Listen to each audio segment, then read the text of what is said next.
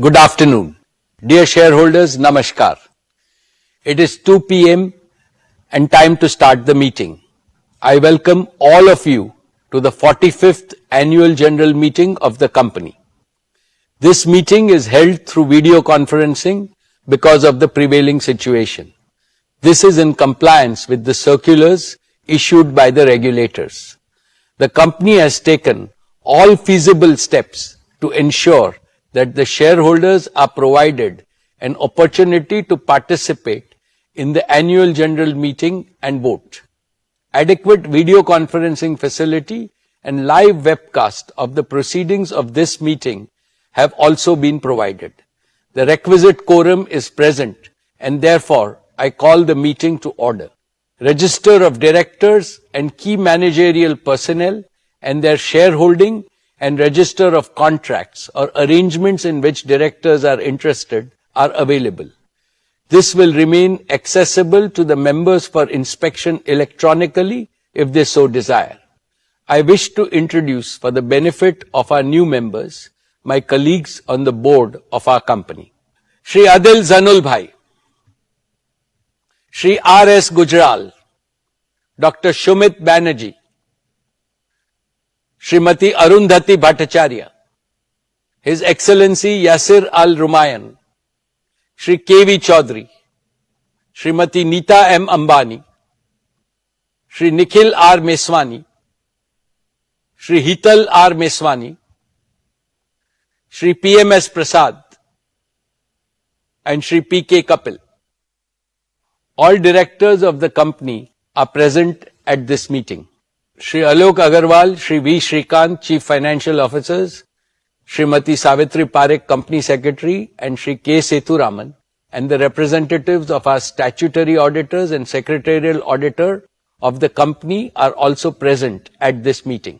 Ladies and gentlemen, notice dated August 6, 2022, convening this annual general meeting and a copy of the annual report for the financial year ended March 31st, 2022 has already been circulated to the members of the company electronically. With your permission, I shall take them as read. The auditor's report on the standalone and consolidated financial statements and the secretarial audit report of the company for the financial year ended 31st March 2022 do not contain any qualification, reservation, adverse remark or disclaimer. Accordingly, the reports are not required to be read out as provided in the Companies Act 2013. Now, I will begin my formal address to the shareholders. My dear share owners, Namaste. A very warm good afternoon to each and every one of you. It gives me great pleasure to welcome you to the 45th Annual General Meeting of Reliance Industries Limited. Like the previous 2 years, this AGM is also hosted on a digital platform. The digital platform enables more shareholders from across the world to participate in the AGM. I miss the warmth and the bonhomie of our personal interactions. I sincerely hope that next year we will be able to switch to a hybrid mode which will combine the best of both physical and digital modes. Friends, 2 weeks ago, we celebrated Azadi Ka Amrit Mahotsav, the 75th anniversary of India's independence.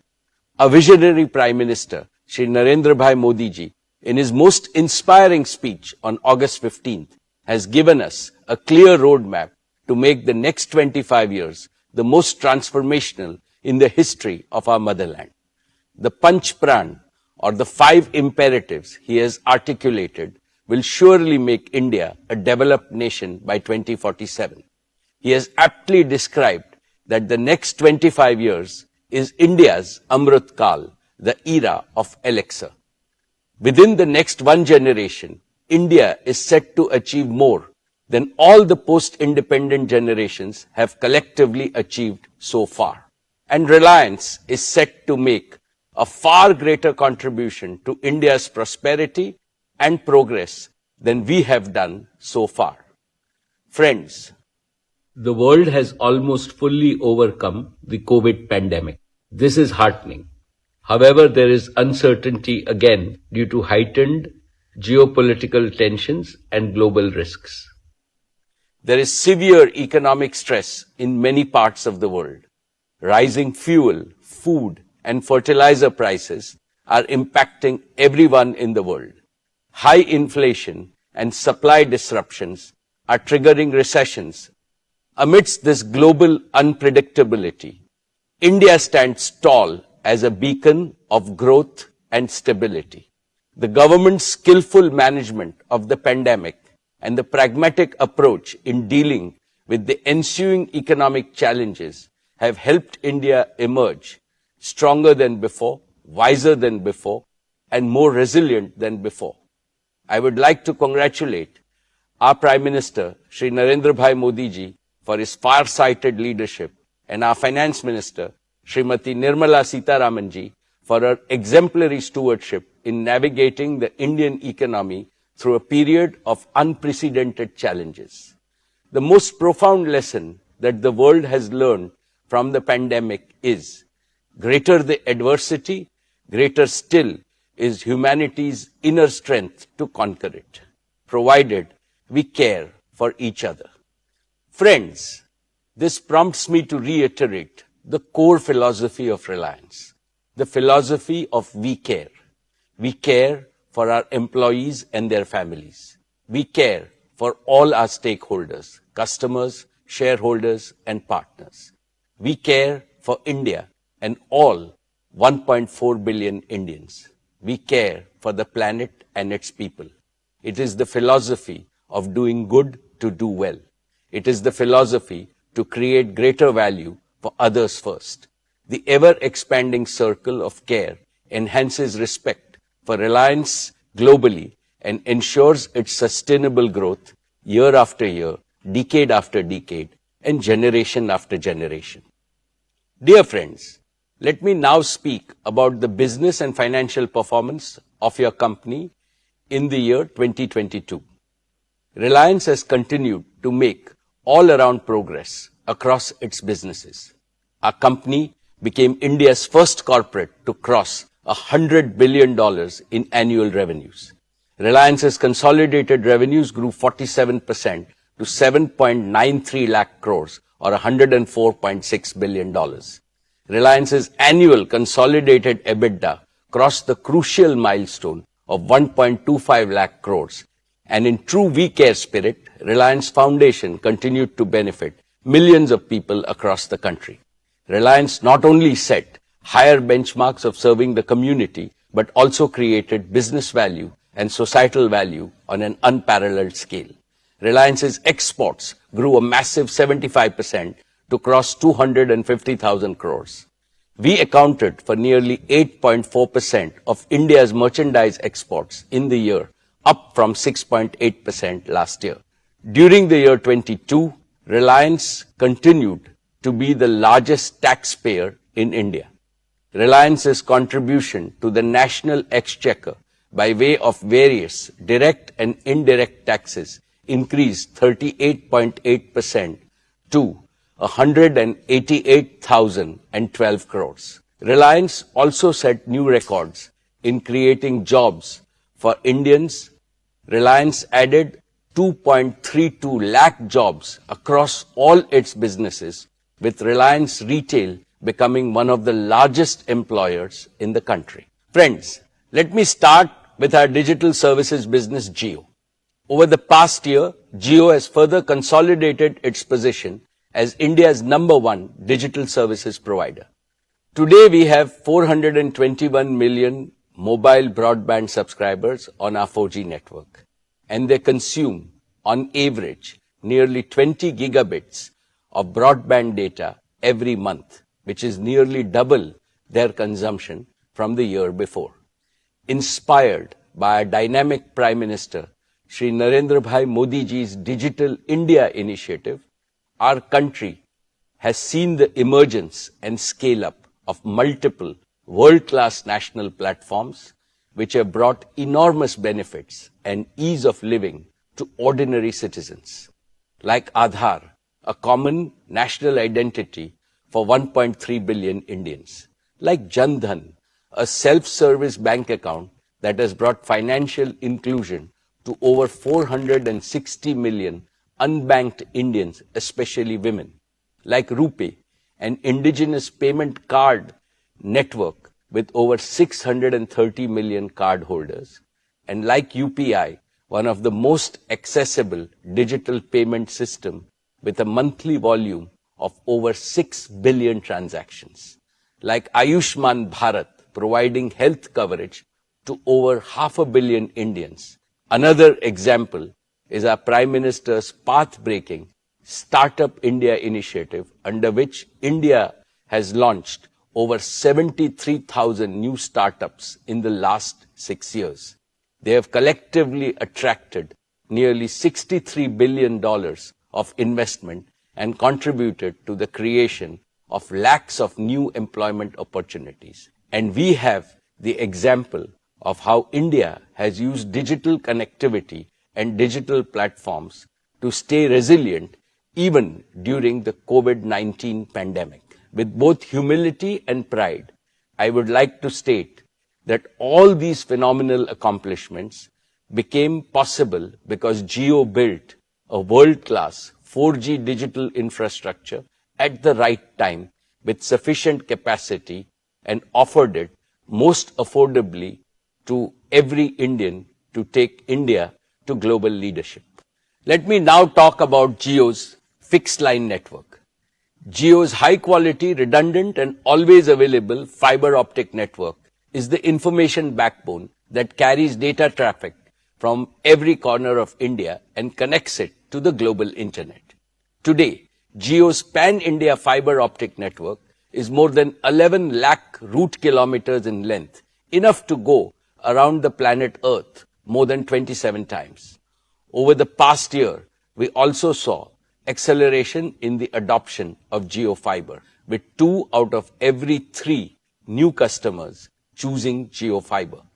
Jio Fiber is now the #1 FTTX service provider in India with over 7 million connected premises, a feat achieved in less than 2 years despite COVID lockdowns. But despite strong growth, India still lags behind the rest of the world significantly in fixed broadband services. With about 20 million connections, India is ranked a lowly 138th in the world in fixed broadband adoption. Unlike in leading nations, the vast majority of our homes, offices, and businesses have been deprived of the power of fixed broadband and ubiquitous indoor Wi-Fi, and consequently the power of modern digital tools. This has to change, and change fast. Jio will change this. We will enable India to be among the top 10 globally in fixed broadband adoption. Friends, today I want to announce the next leap forward that Jio is creating in digital connectivity, especially in fixed broadband, and that is Jio 5G services. Using 5G technology, we can now deliver breakthrough increases in broadband speed, network capacity, and number of connected users while dramatically reducing latency. With Jio 5G, we can achieve 3 simultaneous objectives. 1, we can build on the success of Jio 4G by introducing an even more advanced version of our mobile broadband service. 2, we can accelerate the rollout of high-quality, highly affordable, fixed broadband services to hundreds of millions of locations in a very short period of time. And 3, we can use this vastly expanded broadband availability to further stimulate the adoption of connected, intelligent solutions across all walks of life. Specifically, we can connect over 100 million homes with unparalleled digital experiences and smart home solutions. We can leapfrog tens of millions of small merchants and small businesses by empowering them with cutting-edge plug-and-play solutions delivered from the cloud. We can provide lakhs of medium businesses with the same digital capabilities that were historically available only to larger companies.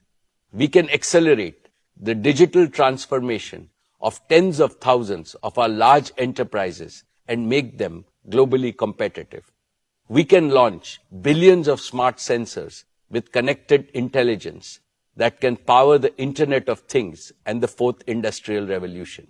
With Geo 5G, we can connect everyone, every place, and everything with the highest quality and the most affordable services. In addition to meeting India's needs, we are confident of offering digital solutions to world markets. At Geo, we are energized by this vision. We are committed to make India the largest data-powered economy in the world, even ahead of China and the United States. Geo 5G will be the world's largest and most advanced 5G network. Most operators are deploying a version of 5G called non-standalone 5G, which is essentially a 5G radio signal that is delivered over their existing 4G infrastructure. This non-standalone approach is a hasty way to nominally claim a 5G launch, but this approach cannot deliver the breakthrough improvements in performance and capability that are truly possible with 5G. In sharp contrast, Jio will deploy the latest version of 5G called standalone 5G, which has absolutely zero dependency on our 4G network. With standalone 5G, Jio can deliver new and powerful services like low latency, massive machine-to-machine communication, 5G voice, edge computing, and network slicing. Jio 5G will be true 5G in every sense, and I believe that India deserves nothing less than true 5G. And through the recent auction conducted by the Department of Telecommunications, we have also acquired the largest and the most appropriate mix of wireless spectrum for 5G, and this gives Jio 5G a distinct competitive advantage. In addition to the 3,500 megahertz mid-band spectrum that is globally earmarked for 5G and the 26 gigahertz millimeter wave band for ultra-high capacity, only Jio has the 700 megahertz low-band spectrum that is so very essential for deep indoor coverage. And we are able to seamlessly combine these frequencies into a single powerful data highway using an advanced technology called carrier aggregation. This threefold advantage of standalone 5G architecture, largest and best mix of spectrum, and carrier aggregation means that Jio 5G will be able to offer an unparalleled combination of coverage, capacity, quality, and affordability. We are working very closely with all leading global smartphone OEMs, and we have their commitment that they will support Jio's true 5G in India. I firmly believe that digital freedom is the birthright of every Indian. Therefore, 5G cannot remain an exclusive service available only to the privileged few or only to those in our largest cities. To build our pan-India true 5G network, we have committed a total investment of 2 lakh crore rupees. Jio has prepared an ambitious and the fastest ever 5G rollout plan for a country of our size. Within the next 2 months, that is by Diwali of 2022, we will launch Jio 5G across multiple key cities, including the metro cities of Delhi, Mumbai, Chennai, and Calcutta. Subsequently, we plan to increase the Jio 5G footprint month after month until by December of 2023,